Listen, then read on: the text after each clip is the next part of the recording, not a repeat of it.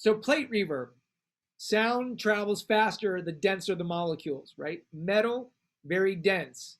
Sound travels really well on metal. This is a speaker.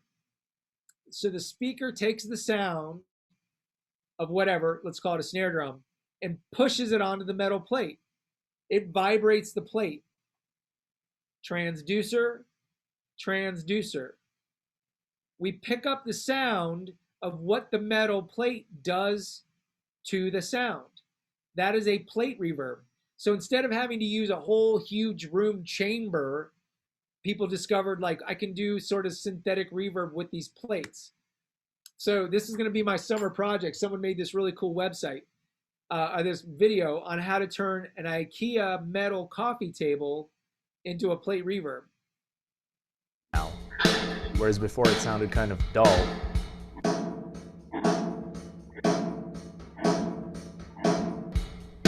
Now it sounds quite crispy.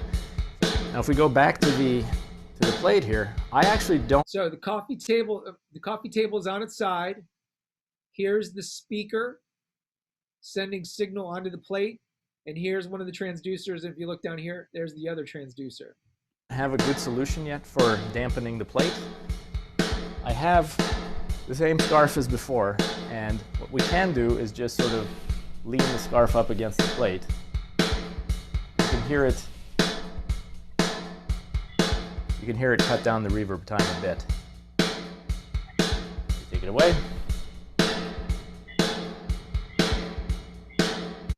So that's what we're hearing, the sound of that snare drum being amplified onto the metal, exciting the metal, and then picking it up with a contact mic, and then bringing that back in and combining it. That's a plate reverb.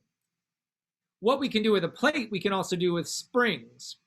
We can do the same thing. We take the transducer, excite the spring with the sound of whatever it is, vocal, snare drum, and then we use transducers to pick up the sound along the way.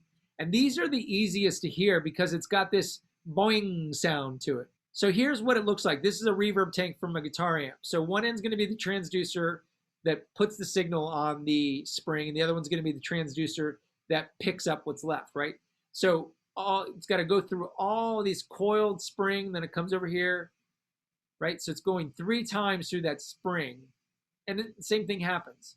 Now, I'm in my office, and I have my Fender Princeton amp, and it's got a reverb tank in it, right? So without even plugging in my guitar,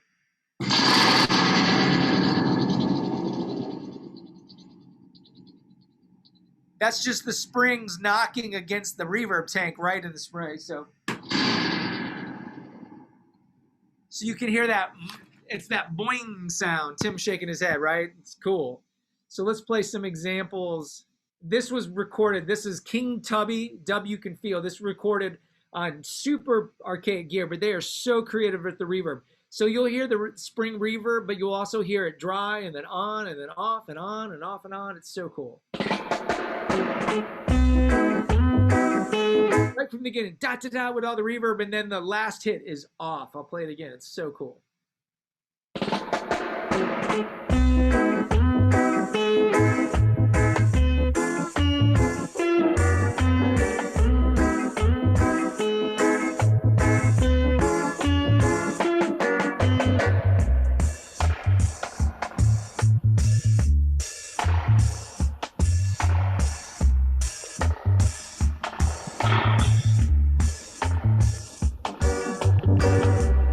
So cool, so cool. Here's another, you can hear it, you'll hear it on the side stick on the drums on this one.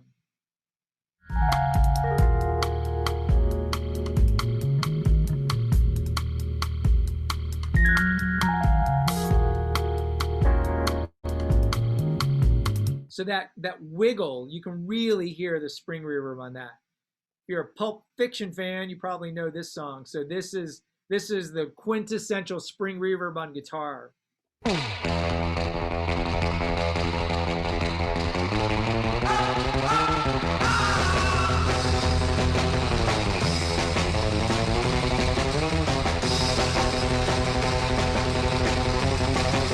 So good, so good. There's another one. This is the Astronauts doing Baja, right? Baja, California, another.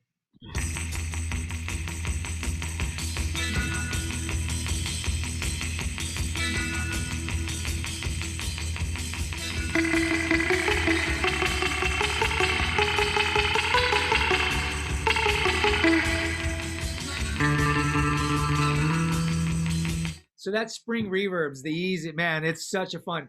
And to my ears, I've yet to hear a digital emulation that does it at all justice. It's such a fun sound. So Spring Reverbs, very, very cool.